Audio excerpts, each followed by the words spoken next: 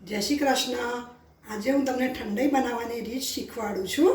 जेना माटे जोईशे 1/4 cup वरियाળી, 1 tablespoon मरी, 20 नंग पिस्ता, 20 नंग बदाम, 1 नंग जायफळ, अर्धी टेबलस्पून चारोळी, 1 टेबलस्पून मगजसरीना बी, अर्धी टीस्पून खसखस, 2 टेबलस्पून खांड, चपटी केसर, अर्धो लीटर दूध અને ગાર્નિશિંગ માટે ગુલાબની પત્તી। તો ચલો હવે આપણે ઠંડાઈ બનાવવાનું શરૂ કરીશું। સૌપ્રથમ આપણે જે અડધો લીટર દૂધ લીધું છે એ ફૂલ ફેટવાળું જ લેવું અને એને બિલકુલ ગરમ કરવાનું નહીં। હવે એમાં જે ખાંડ છે એ નાખી અને કેસરવાળું દૂધ જે આપણે તૈયાર કરેલું છે એ પણ નાખી દઈશું અને એને હલાવી અને ખાંડ ઓગળે ત્યાં સુધીને એને હલાવતા રહેવું।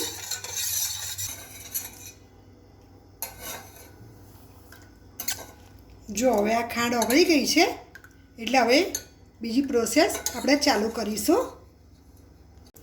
જો હવે આ કોરો મસાલો છે એક બાઉલમાં આપણે બધો મિક્સ કરીશું।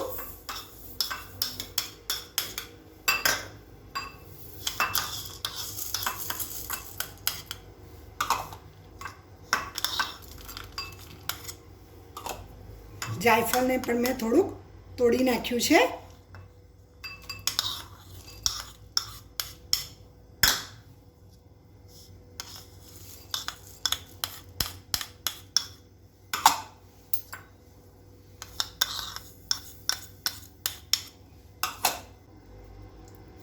હવે આ બધો મસાલો મિક્સ કરેલો આપણે મિક્સરમાં ક્રશ કરી લઈશું।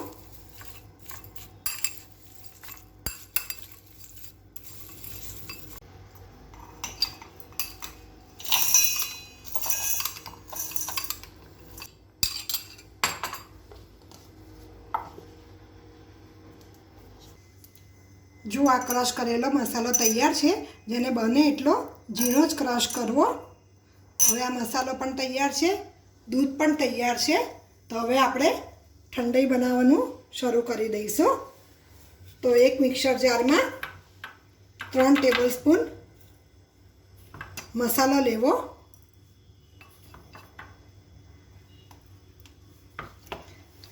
एमां थोड़ुं दूध छे खांडवाळुं छे ये आपणे थोड़ुं अंदर मिक्स करूँ।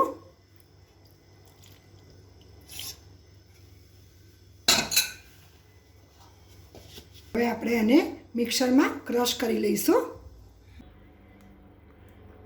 जो आ मिक्सर में आपणे जे दूध नाखीने मसालो तैयार कर्यो तो ये तैयार थई गयो छे, जेने आपणे दूध में नाखी अने बराबर मिक्स करी दईशुं।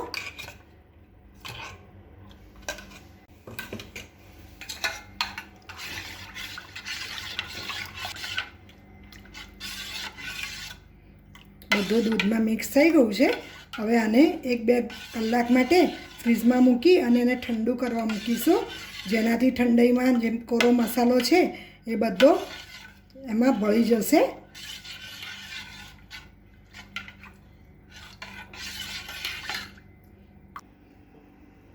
જો હવે આપણે ઠંડી ઠંડી તૈયાર થઈ ગઈ છે, જેને ગુલાબની પત્તીથી મેં ગાર્નિશિંગ કરેલી છે।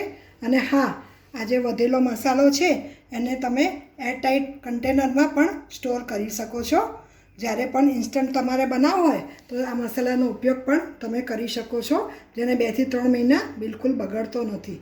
તો જુઓ, તમને આ મારો વિડીયો ગમ્યો હોય તો તમે એને લાઈક કરજો અને મારી ચેનલને સબસ્ક્રાઈબ કરવાનું ભૂલશો નહીં।